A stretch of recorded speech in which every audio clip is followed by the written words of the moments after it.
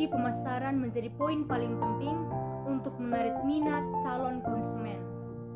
Apalagi di tengah majunya zaman sekarang seperti ini, dunia bisnis juga akan berkembang. Tidak hanya sekedar transaksi jual beli saja, tetapi juga harus memikirkan adanya komunikasi yang baik dengan calon konsumen. Integrate marketing communication juga adalah strategi pemasaran yang melibatkan semua saluran pemasaran untuk bekerjasama. Strategi ini umumnya digunakan dalam suatu kampanye tertentu. Melalui strategi ini, pesan merek yang disampaikan melalui berbagai saluran pemasaran akan tetap konsisten. Berikut adalah manfaat dari integrated marketing communication. Yang pertama, hemat biaya dan waktu. Hemat biaya dan waktu artinya adalah penggunaan energi suatu keperluan sehingga tidak ada energi yang terbuang sia-sia. Apabila energi yang kita gunakan lebih sedikit, maka akan menghemat biaya yang kita keluarkan dan menjadikan bumi kita lebih ramah lingkungan seiring waktu jumlah manusia di bumi.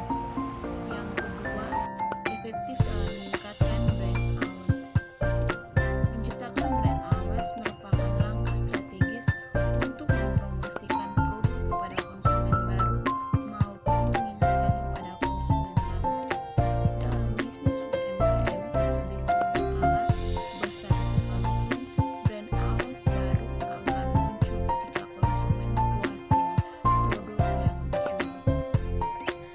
Cara menyusun integrated marketing communication.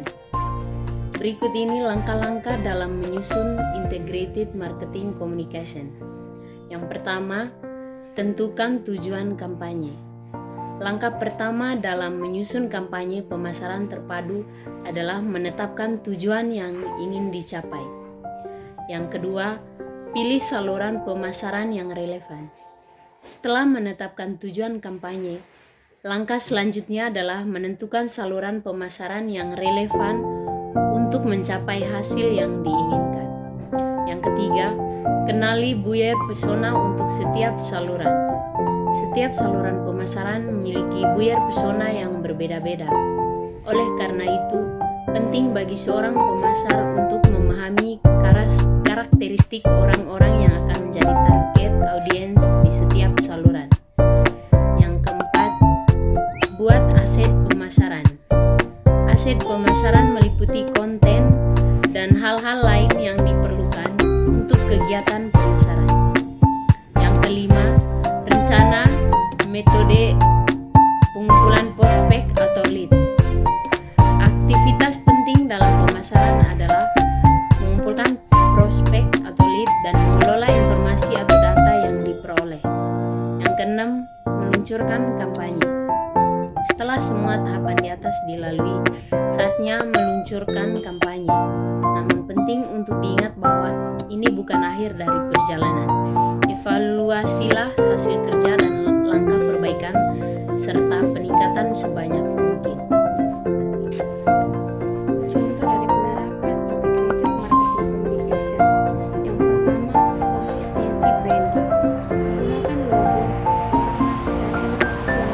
dan element visual konsisten di semua platform komunikasi, termasuk iklan, website, media sosial, brosur, dan kemasan buku.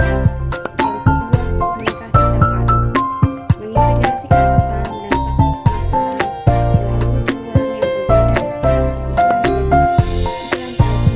televisi, media sosial, email marketing, dan kampanye konten. Yang ketiga, public relation. Melibatkan publikasi pers, mengarakan acara, atau bekerja sama dengan influencer untuk meningkatkan citra merek dan mendapatkan liputan media yang positif.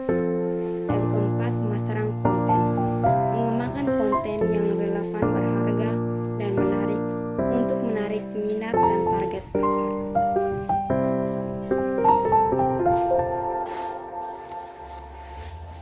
Yang kelima, hubungan masyarakat. Berintegrasi secara aktif dengan pelanggan melalui media sosial, email, dan saluran komunikasi lainnya. Yang keenam, keterlibatan pelanggan.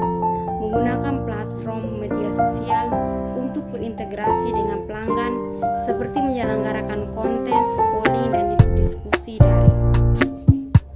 Mengapa strategi integrasi